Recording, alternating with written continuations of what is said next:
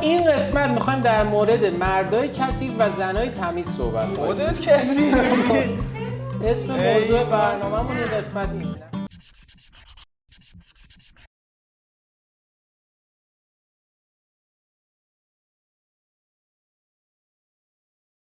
یک دو سه سلام. سلام. نوبتی ردیف. یه دونه محکم زد به من گفت بگو سلام. زن دیر میرسه به من. سوقلمه زدم. خب گرمم شده. بله. همیشه گرمتر میشه. خب در خدمتتون هستیم با یه برنامه متفاوت و زیبا از سری برنامه‌های وقت استراحت. می‌بینید که دیگه ما تنها نیستیم. دو تا مهمون عزیز اضافه شده به ما، خانم پارسیلا، آقای حسین و کوبین پایین نمی‌بینیدشون. میاد این وسطش اون میاد بالا خوابیده و خانم نسترن و من ابی زندی هستم با وقت استراحت در خدمتتون هستیم. ببینید برنامه رو. قبل از اون تشکر کن. لطف کردین که کامنت میذارید میبینید و ما رو در این راه یاری میکنید. فکر مثلا متن نوشتن زوره. مرسی ما رو دعوت کردین. خواهش مرسی از دعوتتون. مرسی. سالها در این انتظار سالها تو این انتظار بودیم که بتونیم برنامه رو بالاخره یه قسمت 4 تایی بگیریم.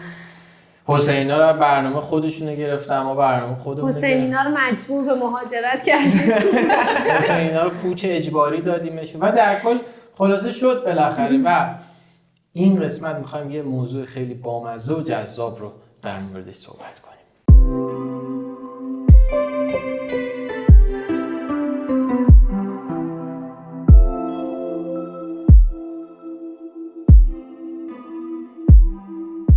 خب این قسمت میخوایم در مورد مردای کثیف و زنای تمیز صحبت کنیم. مدل کثیف. نه این چه اسم موضوعیه؟ موضوع برنامه‌مون این قسمت اینه. موضوع برنامه‌مون مصائب زن و شوهری. آره دیگه چالش‌های زن و شوهریه. مگه شبکه 4 آره. اون دوه.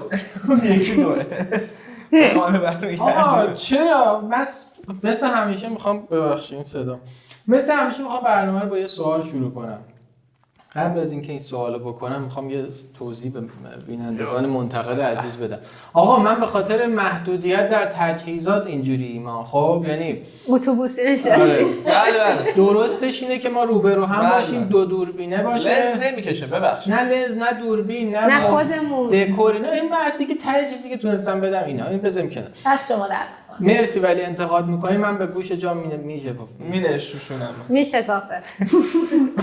سوال من اینجاست، چرا همه ما مردا یه نقطه مشترکی تو زندگی داریم و همه خانوما از دست ما مردا شاکی‌ان؟ به خاطر بین‌المللی خیلی ساده. خیلی بین‌المللیه. وقتی که ما رو زن میدن زن میدن عجبه که بازمون میکنن میفرستن خونه زنها. یه دونه دستور داریم، یه دونه منوال داریم. مگه کارگر جنسی؟ منوالمون خیلی ساده است. چیه؟ چجوریه؟ کاتالوگ اینو به برق مستقیم نذارید مثلا مردتون رو آب نریزید روش، گوشاش آب نره، میشورید خشکش کنید مثلا، همین چیزشو خم نکنید، بهش غذا بدید. نه اینا از سادگیتون نیستش. حروم سادگی. نه خیلی جزئیات توجه نمی‌کنید. واقعا مردا 2 تا سیمن که به گوشاشون بابا وصل اینو شده، قطع کنید گفتید گوشاشون برای اینکه میافته. فقط بخواید سلب مسئولیت کنید. ما اینجوری ما کی میگه انقدر شماها ساده این؟ خب وقتی مردا آقا ببخشید اگه ساده نبودیم اینقدر در تمام دنیا مشترکات وجود نداشت. آفرین. شما با 2 تا الفبای ساده همه مردا رو میتونی یاد بگیری، دیگه هیچ فرقی با هم نداره. بابا اصلا این پستای خارجی رو نگاه کن، تولید محتوا میخوان بکنن زن و شوهرها، مشکلاتی که از شوهرشون دارن کلا تا چند تا مورده دیگه تموم میشه، هیچ مشکل دیگه نداره دیگه. اصلا آره میگم راجع به همونا حرف بزنیم. امروز میخوایم راجع به اونا صحبت کنیم. آره. آقا افشاری من شما میپرسم چرا مثلا وقتی داری تو آشپزخونه چیزی میخوای تو کشو رو وا میکنی درشو نیمه باز میذاری؟ واقعا چرا؟ ما یه روز بابا نشستیم یادم میره. یه روز نشستیم اینا رو گفتیم، این میگفت انگار مشکل اون بود، اون میگفت انگار مشکل این بود، در صورتی که شوهراشون دو نفر متفاوتن. من بذار شما بگید مشکلاتو، من تا از همین الانم یادم نمیاد. اختیار داری. یه دونه زیر سینک ظرفشویی، یه دونه عموما چیز فرشی بالیچه چیزی میندازی اینو که آب نریزه. ابراهیم وقتی که میخواد آشپزی کنه اینو با خوش میکشونه اون دنبال من میاد. بابا پاتو بردار، تو چرا اینجوری میکنی؟ مال دم همونمون اینجوریه. یعنی میره دوباره سفر میکنه دیگه، میره میاد. معلوم نمیشه کار حسینه یا کوبیه. بالیچه برنده است. باید حرکت میکنه. یا مثلا ما یه ذره مثلا کارامون ظرافت خوب نداره به صورت. مثلا من میخوام صورتمو بشورم اینجوری آینه بابا صورت اینجوریه دیگه، باید بزنی تو صورت. مسواک میزنه اینجوری. نه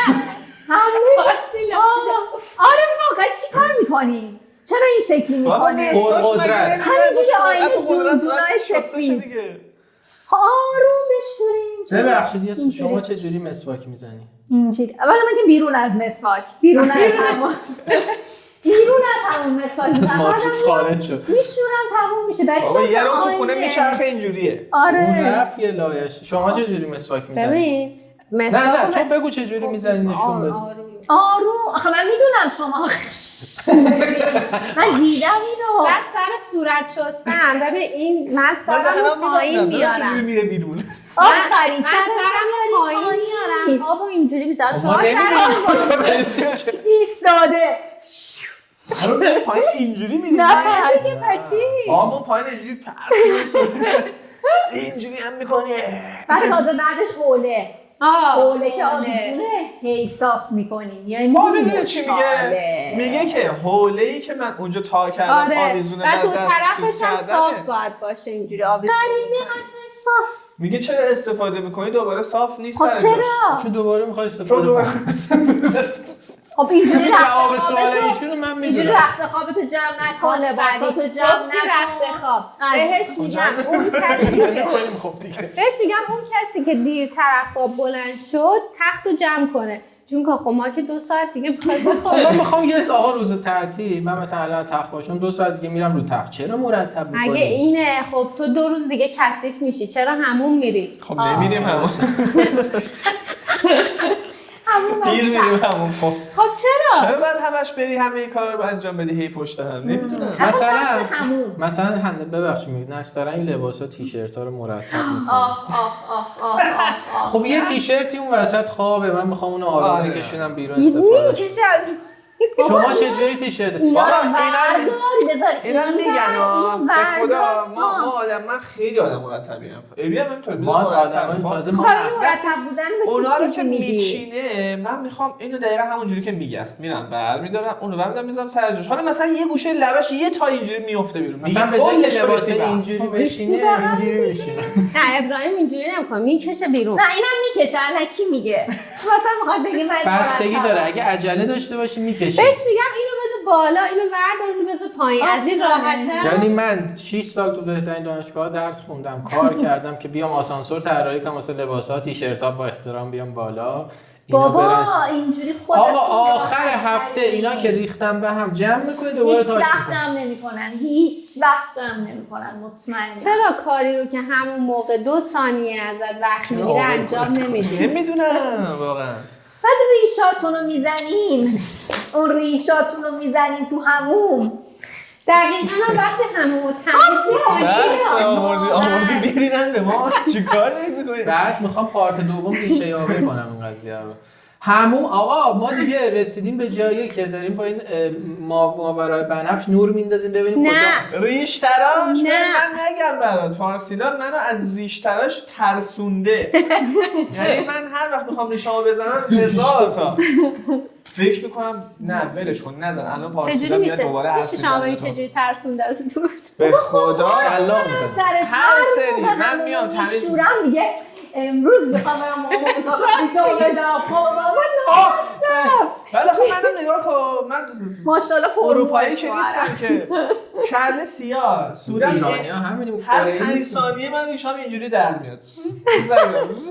خوشم ببینیم کلا موه تمام بدن موه. خب من هی میخوام بزنم هی نمیشه، هی میخوام بزنم خب میزنی تمیز کن. بابا میکنی شرم میده بهم. آقا اون روز من با جارو ببین تمیز کردم و لیس میزنم، تی میزنم، دستمال تی رو عوض میکنم. من خونه حسین دید داره سینک و لیس میزنه باورش نمیشه چجوری میشینم زمین آخر سر با دستمال کاغذی یه دور دستمال کاغذی خیس یه دور دستمال کاغذی خشک میکشم، تهش میاد میگه که باز که ریشاتو زدی. خب تو از کجا فهمیدی؟ میگم من همه جا ریش میاد. میگه کجا رو دیدم؟ میگه لای کابینت. دقیقاً اونجا یه دونه مو افتاده. روی شیر آب خب تمیز نمیکنه. اونجا صابونی پر خورده موه. اینا رو تمیز میکنی رو کابینت رو کابینت من اصلا هیچ وقت نمیبینم. خب یا مثلا آقا این شما میخواید رو کابینت نه در بله. رو اینجا کابینتی که باز میکنی برای ما یه نوار اینجوری تو رفتگی داره توش پر توش آره اونجا رو باید تمیز بشه. فکر کنم شما درد مشترک آقا مثلا ما لیوان رو میخوریم این سینک دیگه لیوان نمیخورم. سینک خالی بهش میگم لیوانو خوردی چرا میذاری بغل سینک؟ آب بذار اون تو واسه شستنه آخه. اون سینک برای شستشوه. اصلا مشکل همین زیاد لیوان استفاده میکنه.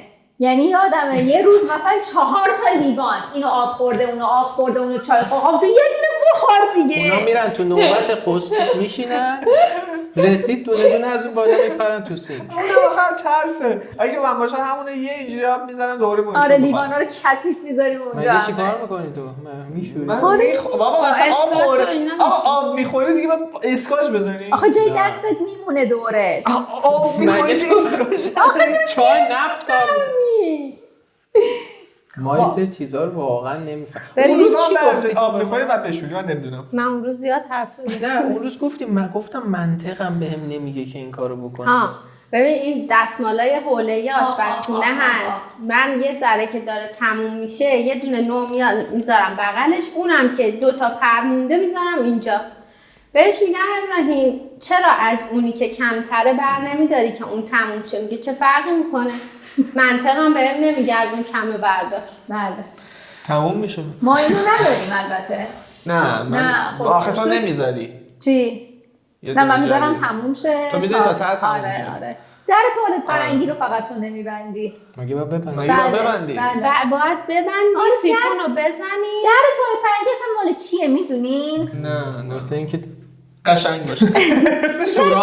سوراخ تو خونه نباشه. چیه در توالت فرنگی؟ واسه تزیین که نیستش که هوا توش نره. برای اینکه وقتی شما پیپی جیش میکنی وقتی سیفون رو میزنی همه بخار چیزا میاد بالا.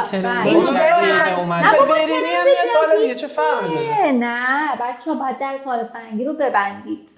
شما دستشویی میکنید بخارش نمیاد بالا. حالا اون میخوره به جایی که مخاطبای برنامه فکر میکنم من تو آدمای کثیف و نجسی هستیم آقای افشاری. نه احتمالاً دارن همزاد پنداری میکنن بابا. آره شنیدید دوستان؟ این که خیلی زیاده. الان خیلی آینم بگم ابراهیم تصورش از کثیفی خونه وقتی میگم انداره خونه فکر می‌کنه مثل خیابون یکی توف کرده پوست تخمه. مثلا من اگه کارتون و پوست آره آشغال روزای ماشین یه آشغالی کثیف شد مثلا. اون روز اومده میگه این سینک چیز روشویی کثیفه. من هی دارم نگاه میکنم ذره بین از این چیزها گذاشتم رو چشم میگم کو خانم مولکولای میکروب روی سینک دیده میگه این کثیف بود دو قشنگ پرزا مشخصه. سینک بعد اینا همونایی اینا دیدی مولکول کثیفی رو میبینن همونایی که مثلا تیرچراغ برقو نمیبینن. آی سینا امروز برنامه مختص ما نیست مختص شماه. آره نه خب نه دو طرف است دیگه اینجوری نیست اون طرفی هم میشه. خب مثلا سینک ظرفشویی تو این دفعه اصلا تو نمیذاری بشورم چون ماشین لباسشویی ظرفشویی نداریم اینجا تو میشوری دیگه چون زیاده. پریروز رفتی ظرف شستی دور تا دور خیسه کف کرده بود. کف مگه میمونه که دیده؟ من نمیدونم تا کجا کف رو دیدی. بعد ظرفا رو به جای اینکه بذاره روی این پدایی که بعد خوش بشه میذاره مثلا روی کابینت. خب ظرف پد بعد جاش واقعا اونجا میچه که چیک چیک رو زمین. پد پر شده بوده. پد پر میشه اینجور میشه. اینقدر پد خوب جا جاساز ببین مرور داختن وسط. ما رو دیدی هرچی یعنی آشپزی میکنه یه ذره دست آره پیاز هر دفعه میخواد این کار کنه آبو تا ته همه جا خیس میشه. بابا اینو یه ذرم واکنی کارت راه مونده. ببین راه رفته با فشار فشار قدرت ببین کار با قدرت انجام شه. فشار بزن تو دست تمیز شه. آقا اگر که شما هم همچین موردایی دارید تو کامنت برام بنویسید از این چیزایی که احتمالاً پیش اومده واسهتون و همه مردا دارن، خانوما احتمالاً نقطه مقابلشن. گفتی فشار یه چیزی یادم افتاد. ایران که بودیم حسین هر یه هفته یه بار از فشار زیاد وسایلمون رو میشکن. دسته تی، دسته جارو. یه آقا دیدی گفت چی شد دسته تی شکست. این نمیدونم با چه فشاری تی میزدی. یه عالمه از وسایل ما شکست. برای آقایون تولید نمی‌کنن احتمالاً. چون خب من میخوام تی بکشم. با فشار بدی تمیز شه دیگه. برای بکشی که نمیره. من میریزم زمین. چیز میذاری دیدی اون روز هی میریختم هی در چند مرحله من میشکونم من خیلی میشکونم. چیکار کرد ببین پارسنم چیکار گازو چیکار کرد چی بهش ریخت یه دور اومدم اینجا تو کل خونه مثل حضرت علی بود گفتش قبل از اینکه سرت رو ببری یه دور کزم قیس تا 10 شمرد بعد باید سرم برید. وای آره واقعا من بعضی وقتا اینقدر عصبانی این شکوندن نمیده مثلا قاشقای تو ایران اینا چندی من قاشق شکوندم رنگیه آره من خیلی اونا دم میشکوندم. ثانیه پق میشکوند. چرا؟ غذا میخوای بخوری؟ شرکی کلا دستش خیلی شاهرم محکمه. آره خیلی آقا خب اینجا فشار میدی دیگه. میخوام یه کارت بدم. این پارت اول موضوع این بود. حالا میخوام بریم با کارت دوم پارت دوم ببینیم که چیکار باید کردش. یه لحظه اجازه بدید.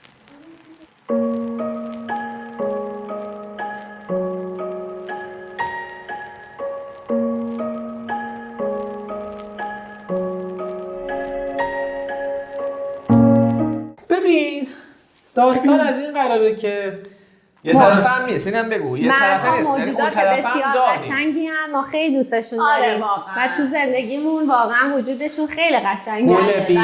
گل بیخار خداست. خداوند به ما 100 خار دادد و یک حسن. بله حالا خانوما بگید ببینم. آره نه خانوما الان چیزی نداریم بگیم ولی من میخوای بگم یه دونه خودم بگو. به خودم بگم. 2 روز پیش می‌خواستیم بریم کنسرت عزیز فضای بازار. ابراهیم نیومد ماشین بردم. می‌خواستیم این کارت پارکینگ بگیریم. ما بودیم باش. مثلا ماشین رو خیلی میاد دم این دستگاه که اینجوری دولا نشی از پنجره انقدر این ماشین خیلی نزدیک شد. یه آینه گرفت به این دستگاه. آینه هم بسته شد باش. آره ما سر ماشین خیلی چیز داریم. یه بارم اوایل که من خواستم رانندگی کنم با نصران داشتیم میرفتیم دکتر تو پارکینگ تق ماشین رو زدیم راست میگم هم باید دوستایی مزار رو زد توی ستون. هم میگم مولکولو میبینه. ستون ما مونده تو ندیدی. بعد مولکولو دیدی.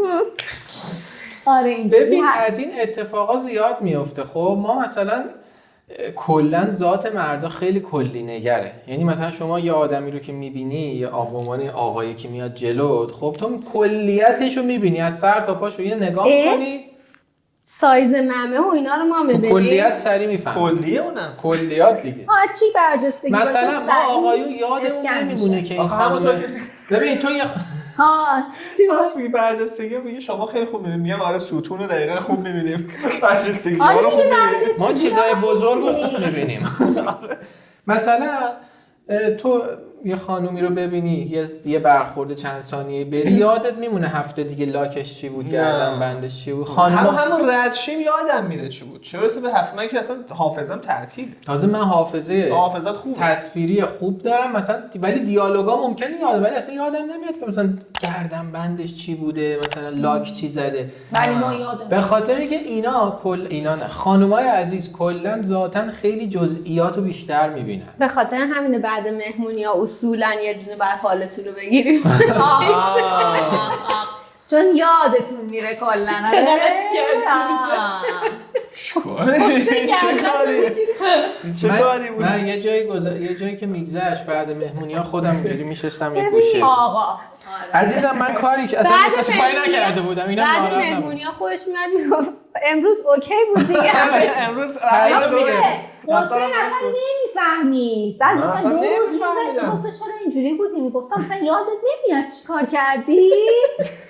مثلا ما با یه خانومی مثلا اونجا خیلی چیز عادی بوده برام. ما با یه خانومی رفتیم مثلا صحبت گرفتیم صحبت کردیم خوب شد نکردیم. گرم گرفتیم صحبت کردیم. خود کردی گرم گرفتیم. ما متوجه نمیشیم که اون کار ممکنه بد باشه. نه جدی نمیشیم. ما رو اخلاق این کارو میکنیم. اخلاق چی؟ اینا میدونید چرا میفهمم؟ اینکه اون موقع چطوری داشت با چه مدلی نگات میکرد. میدونه تو هیچ چیزی نه حسی نداری، هیچ برات مهم نیست، ولی میدونه اون طرف یه چیزی داره حتما دیگه. خب من چیکار کنم؟ هیچی. من آدم خوبیم. حالا یه سوال ازتون دارم بعد دخترا بله شما بگید، زیاد تو حرفای هم نپرید که تدوین دهنم سرویس نشه. سوال من اینه شما دخترا بگید آیا دلیل این قضیه که ما زیاد نرون بر بیایم برات، دلیل این قضیه که ما توی کارهای خونه و اینجور نظم و رسومات اینجوری این مورد میل شما نیستیم اینه که کلی نگریم یا اینه که حواس پرتیم؟ اینه که خیلی بهتون مسئولیت داده نشده توی خونه. این هستش و اهمیتش هم براتون خیلی کمه. مثلا ماها خب اون تمیز بودن، منظم بودن خیلی برامون اهمیت داره، ولی خب شما براتون مهم نیست خونم کثیف باشه. من مثلا دیوانه میشم، یعنی خونه از یه حدی کثیف‌تر بشه دیوانه میشم، اصلا نمیتونم زندگی کنم. بهش میگم شیشه پاک کن، میگه خب بارون میزنه دیگه. آره. آفرین. ببین اسمش به من گفت شیشه رو پاک کن.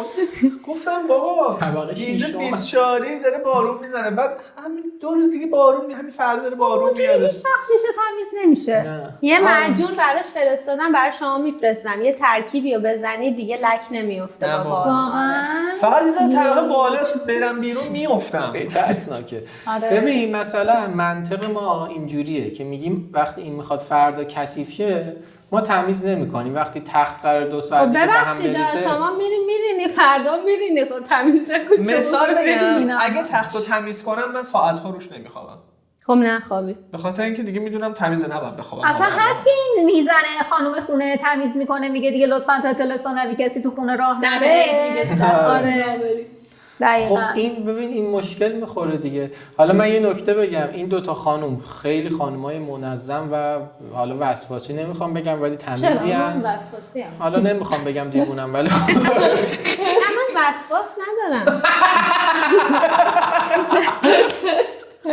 نه نسبت وسواس نسبیه. وسواس که تو میگی مریض بودن. ببخشید میگه وسواس ندارم. اون روز اومدم میگه که چرا اینا رو اینجوری چیدی تو یخچال؟ من فکر کردم مثلا سگ و خیابون گذاشتن تو یخچال.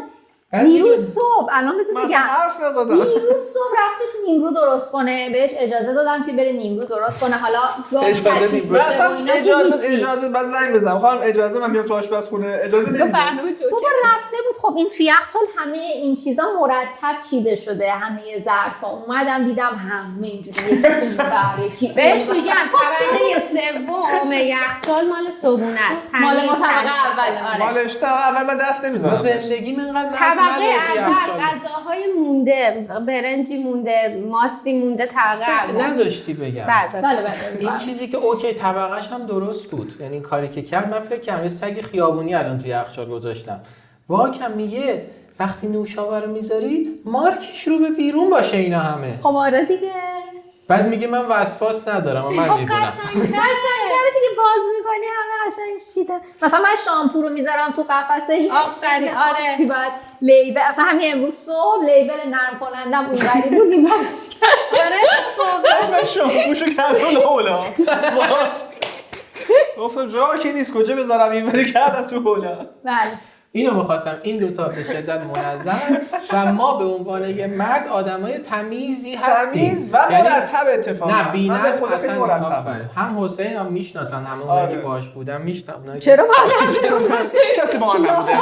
من تکذیب می‌کنم. محیط‌های کاری چون ما با هم بودیم. بله. خود منم نستارم میدونید مثلا میزم یه ذره کثیف باشه روش آره، سریع حسینم مرتب همینجوریه. میکنم. آره. ولی دیگه اینا بحث اتم‌ها و مولکول‌های تشکیل دهنده جهانه که اینا دارن میکنن یا مثلا بعد اینجا میشه که خیلی از زوجا حالا ما رو نگاه نکن زوجا مشکل میخورن. ما مشکل مارچه رو نگاه نکن. من خیلی مشکل دارم. عمده مشکل ما اینه چیز دیگه نداره. ما همینه اصلا. اصلا ما سر همینا دعوا می‌کنیم چیز دیگه دعوا نداریم. دیروز چرا سرم داد زدی؟ خب داشتم کار میکردم با این کمر فلجم. کار میکردی؟ داشت خانوم وسط این کارا ظرف نمک رو پر میکرد. من اونجا داشتم واسه خودم آبی درست میکردم. دستامو اینجوری شده. اینجا ابراهیمه داره ظرف نمک رو میریزه. هرسی شد. بعد اینجوری میکرد. اینو بده به من. بابا برداشتیم. اینو بده به من. عصبی شده بود. دیگه. مورچه گازش گرفته بود. عصبی شده بود. یا کلا ما نباید هیچ کاری بکنیم که اون وقت من این راهو انتخاب کردم. نه خب اونم بی‌مسئولیتیه. حس می‌خوریم که چرا کمک نه من میذارم ابراهیم قشنگ میریزه میپاشه. من اون دارم میرسم یه ذره.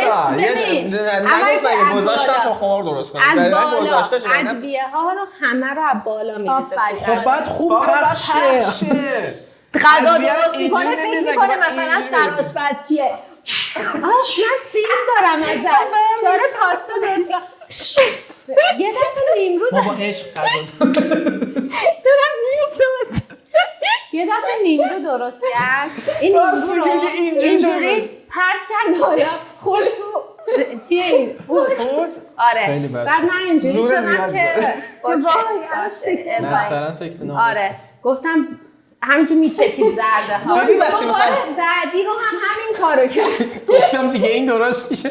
بعد نیمرو داشتم فر میچکید. من میتونم بکشم. واقعا میتونم دور لحظه. میدونی چه اتفاقی میفته؟ آخه من میبینمش وقتی میخوام یه چیزی هم درست کنم 45 بار میاد تو آشپزخونه میره. هی نگاه میکنه.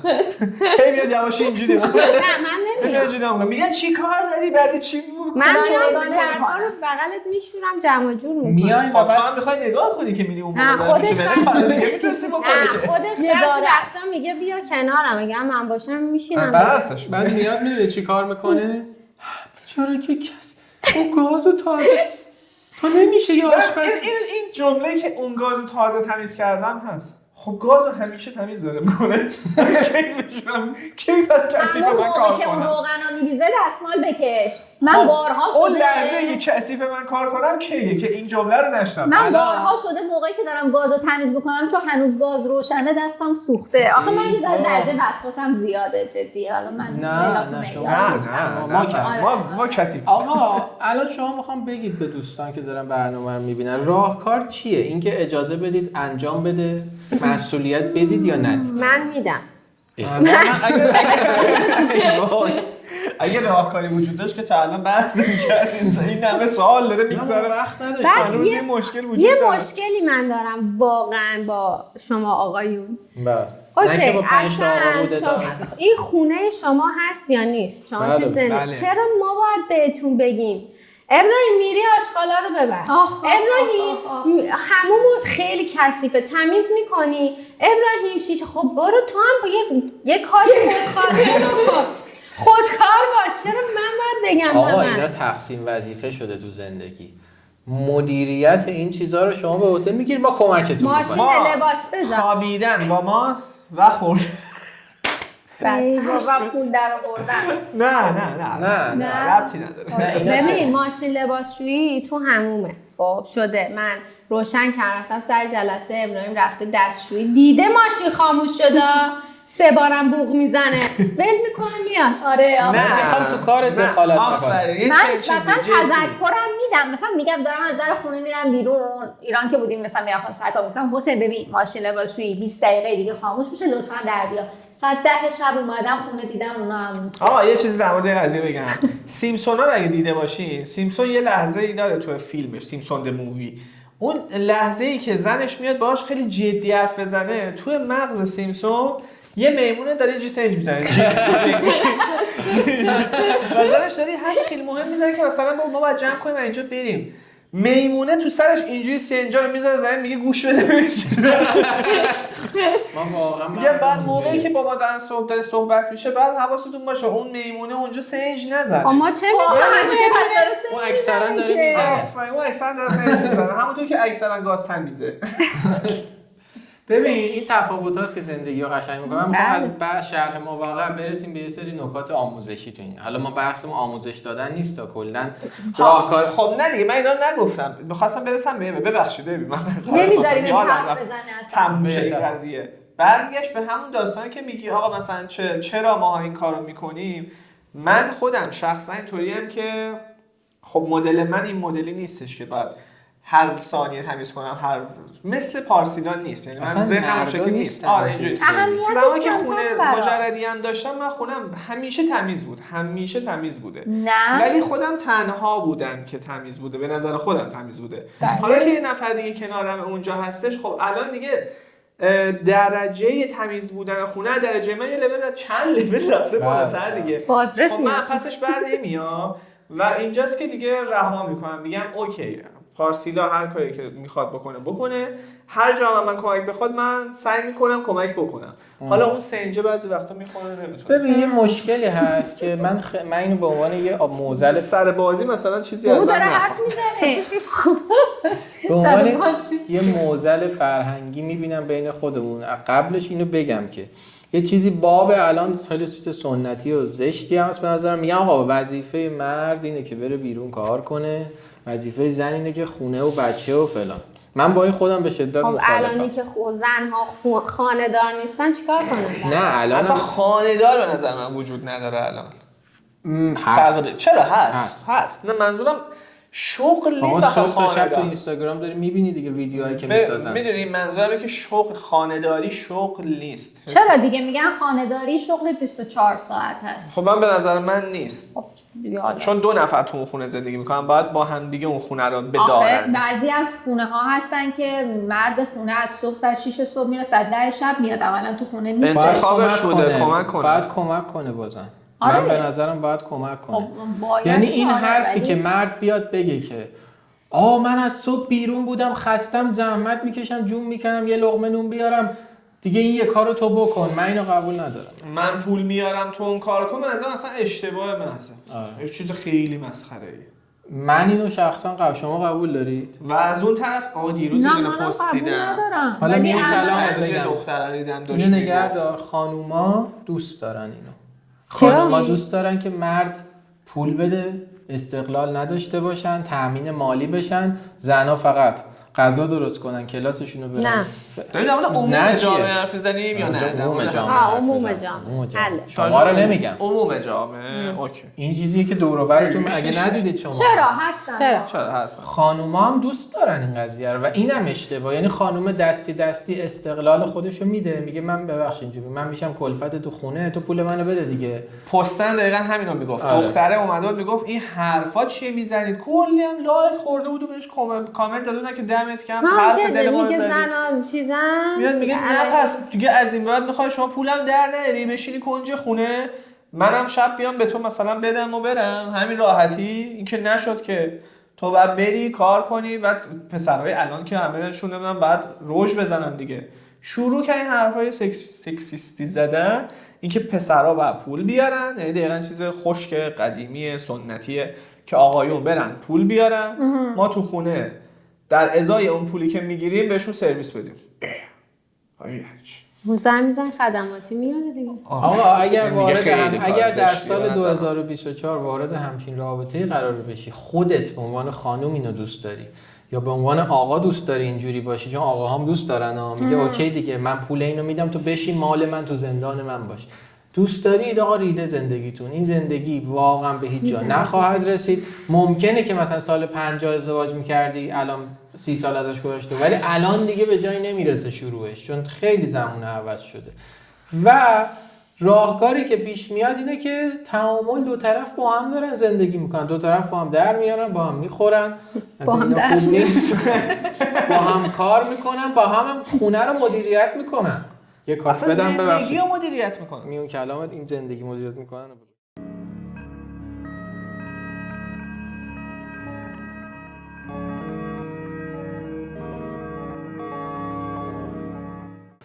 یه چیزی بگم، میخوام یادت یه یا میخوای دری بری؟ نه خیلی معمول دوگوله است. بعد چی؟ دوگوله؟ دوگوله. بعد دوگولت به کار بندازی، یه ذره تغییر خودت هم بخوای و دوست داشته باشی که این چیزی که میخوام بگم و بری سمتش.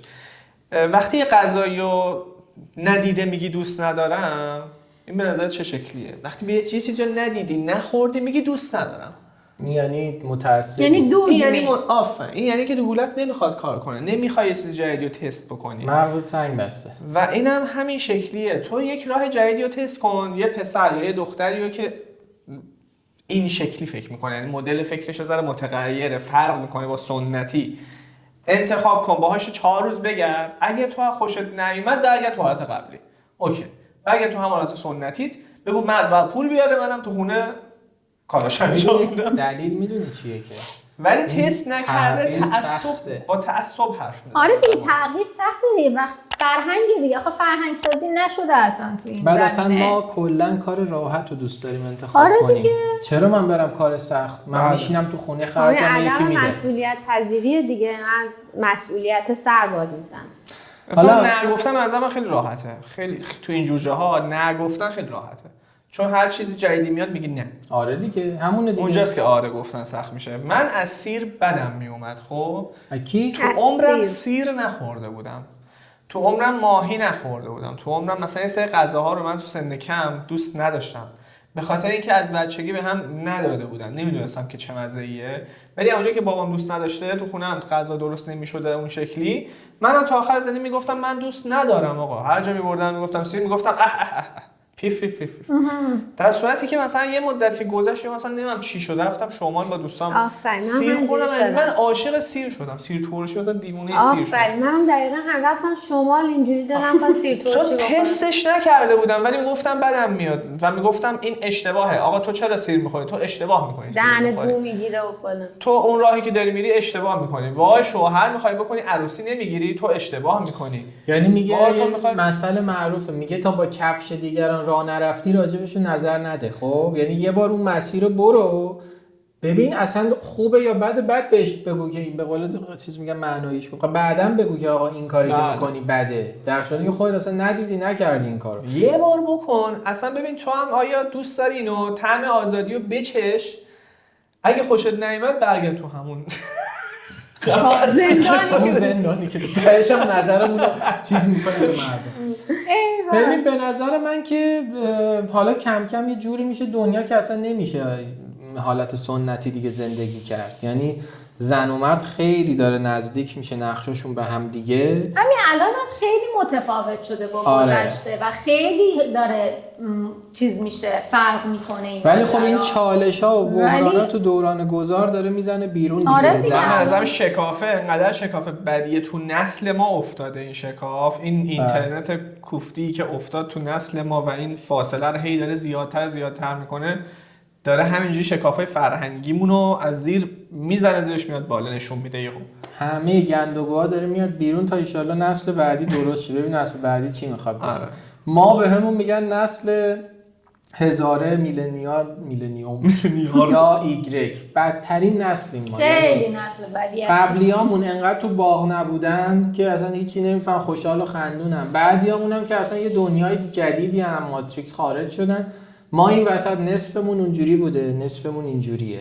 اتفاقا سنگین ترین مسئولیت روی نسل ما هست، یعنی متولدین 60 60 تا 70. آره 60 تا 70 مثلا چند 71 مثلا.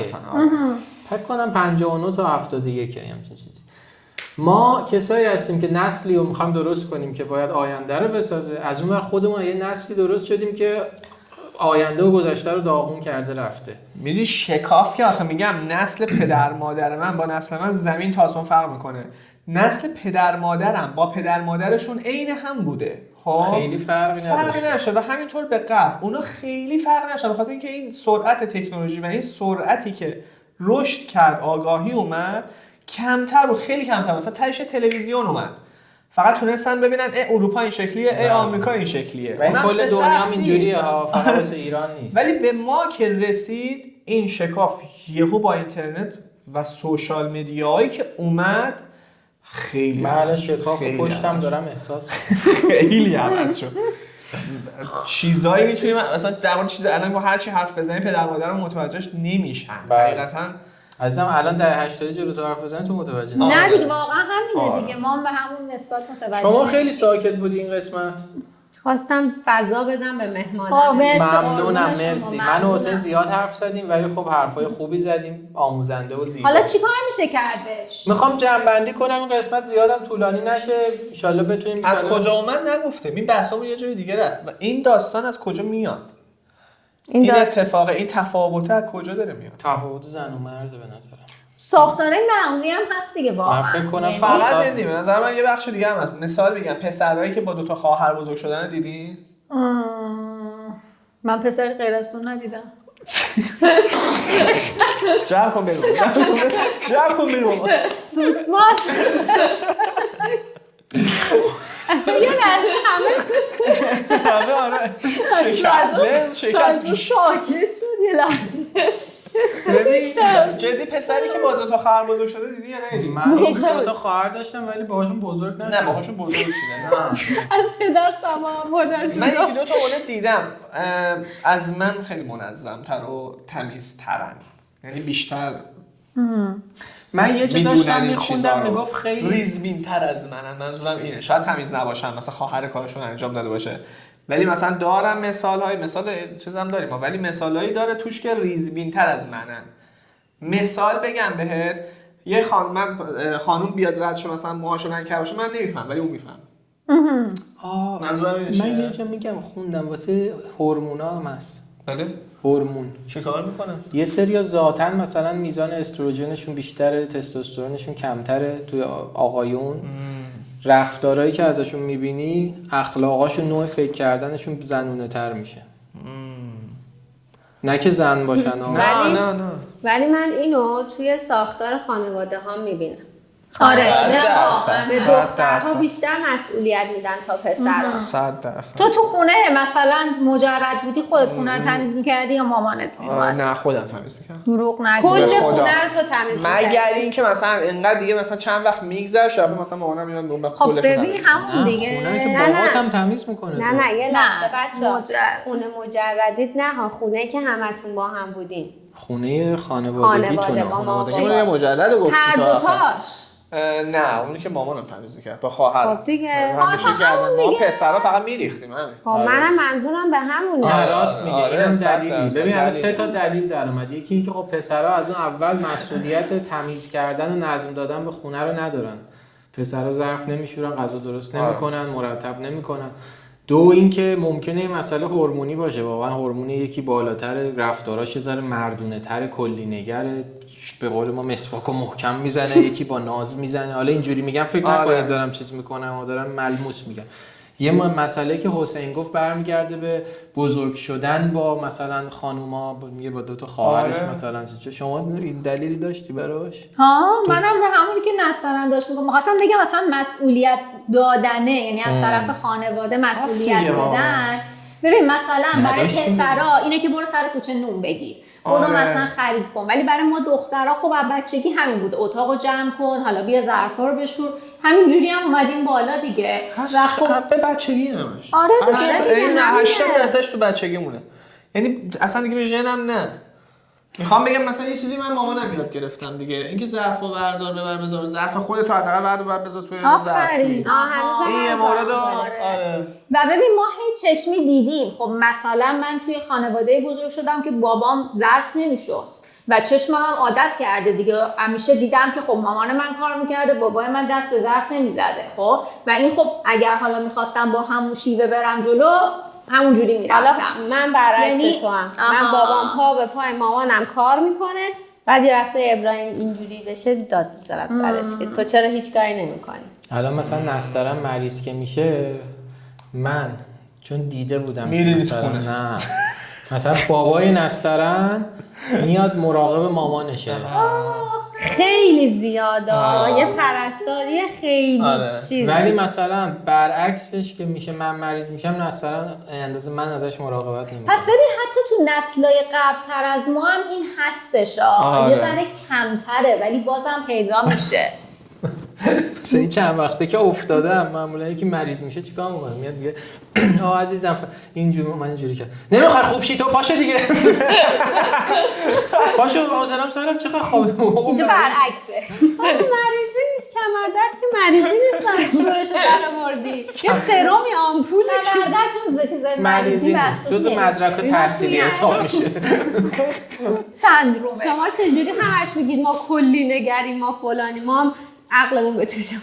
آره دیگه. فقط خیلت از چشم نیاد مریضی حساب. یه دونه کامنت داشتم چند وقت پیش نوشته بودش که کامیون کامنت داشتم تو یوتیوب. توی یکی از ویدیوام زده بودش که مرد باید چیز داشته باشه، مرد باید غیرت داشته باشه. خب در مورد غیرت و تعصب واقعا هر چند تا برنامه بسازید کم، ما ساختیم دیگه. 100 تا بسازید کم. انقدر دیدم بهمون تو اینستاگرام سرش. آره واقعا چیز عجیب غریبیه. دوگمه و بعد به نظر من غیرت اصلا کلمه الکیه که ما براشون آوردیم. یه قسمت چون ناکامل مون برنامه‌مون، اگه بشه دوباره 4 تایی میشیم راجع به صحبت. یا مثلا مرد باید قوی باشه، قدرت داشته باشه، مرد نباید گریه کنه، مرد نباید فلان کنه. این ویدیوها ریلزا رو دیدم فیلم در وا نکن بده مرده وا کنه. دیدی اون فرستاد زنه میگفت اون میرفت اونا پرید، زنه مثل قرقی رفت رو کابینت از اون بالا برداشت، بعد دید شوهرش گذاشت سر جاش، دوباره گفتش که بگم اون بیاد. این مثلا اینجوری مردا احساس قدرت میکنن. ببین این درسته که مرد دوست دارن قدرت نمایی بکنن ها، این توی ژن ما هست، اوکی، ولی ژن همه حیونا هست. آره تو ژن همه حیونا هست، واقعی اینه، ما تو ژنمون داریم، ولی ما یه چیزی با حیوانامون اومده فرق کرده دیگه، اونم مغل و نظر خیلی داری از بحث خارج میشی. آره یه چیزی بذار یه سوال بکنم. من و تو راهکارمون برای این تفاوت چیه؟ چیکار می‌کنی؟ من فرار می‌کنم از آشپزخونه همین. حسین فرار می‌کنه.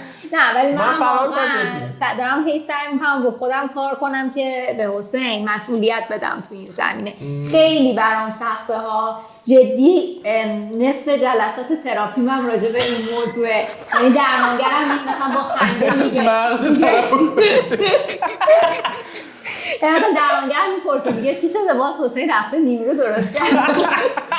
چرا تروما؟ آره واقعا جدی دارم میگم، یعنی خب یه مسئله مهمیه توی روابط و اگه روش کار نکنی واقعا باعث ای وای نظر از دست دادی.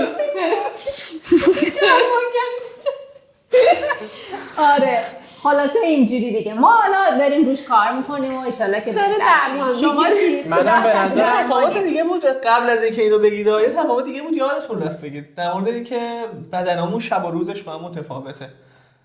من تو روز همه کارامو انجام میدم و دوست دارم که انرژی داشته باشم و انرژی میگیرم، پارسیلا شبایی اتفاقش. ولی اون زن و مردی نیست، ما اونجا برعکسیم. آره این من و حسین اینجوریم، روزا مورنینگ پرسنن، ما شب پرسنیم. پیروز رفتیم بیرون دست صبح بودش، این دوتا یک انرژی داشتن تو ماشین حرف میزدن، منو دلم می‌خواست پرتشون کنم ماشین بیرون اینا آفتاب که غروب میکنه ما راه میافتیم. آره برعکس دقیقا آفتاب که میاد پایین پاشو شوش جون بلند میشه حرکت میکنه میرقصه. کار ما هم همین بود دیگه. من بیشتر به تو مسئولیت میدم. یعنی میخوام بگم آقایون و خانومی که دارید اینو میبینید یه چیزی که دوتایی باید حل شه. یعنی خانم باید یه ذره سعی کنه مسئولیت بده ازتون بخواد، شما هم باید تمام توانتون رو بذارید که برید کمک کنید و اونجوری که اون میگه کمک کنید. حالا یه ذره ایشون ایدئالاشو میاره پایین، حالا همه چی اینوری نبود، یه ذره شما گشادیتون رو اینجوری میشه یه ذره رابطه قشنگه. یه چیزی بگم توی این جمع‌بندی کن که تموم شه. اینو بگم سریع قول میدیم بریم دیگه.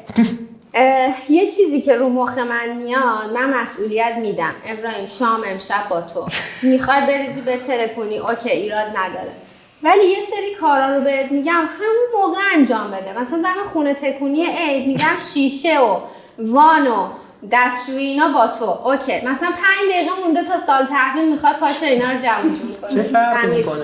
خب چرا اون موقع که بهت میگم آقا یه روز خونه این آزمایش الهی میمونه که داره چیزی این آزمایش الهی برای شماست که صبرتون رو میگم آشغالا رو ببر خب حتما یه چیزی میگم ببر مصلحتی توشه دیگه. هر چیزی هست اون آشغالا. به پارسیلا دیگه اینجوری میگن، یه کار میگه آشغالا، میگم الان یا الان یا مثلا میتونم بعد بازی برم. من دیگه ازش میپرسم میتونی زمان را بهم بگویی؟ جدی دارم میگم، من براش زمان جدی تعیین میکنم.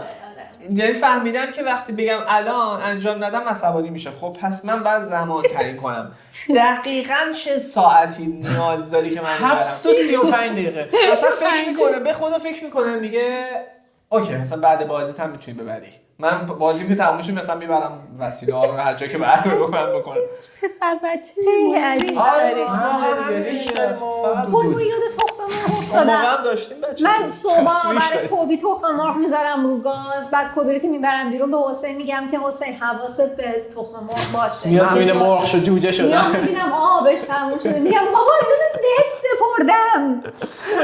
دیگه ببندیم دیگه بسه. خب بچه‌ها برعکس هم هستا وقت نشد بگید. یه قسمت برعکسش هم یه قسمت جمع بکنم خانمای کثیف و آقایون چیزای برعکسشو بگو ببینم. حالا الان دیگه دعوا میشه بگو. آقا دم شما گرم، همراه ما بودید. من اولین قسمتی بود که برنامه رو 4 تایی میگرفتم وقت استراحت و اگه نتیجهش خوب باشه دوست داشته باشید اضافه داشتید. چون 3 رو داشتیم 4 هم داشتیم. اگه دوست داشتید من پارسیلا بگم عدد 2 رو به 32090 کامنت کنید. میره واسه یه پایانه دیگه. کامنت بذارید حتما در مورد این برنامه نظراتتون بدید و اگر همچین مسائلی داشتید بنویسید با مزه است ما بخونیم و دمتون گرم. شما نکته‌ای سوالی؟ نه دیگه خدافظ. خدافظ.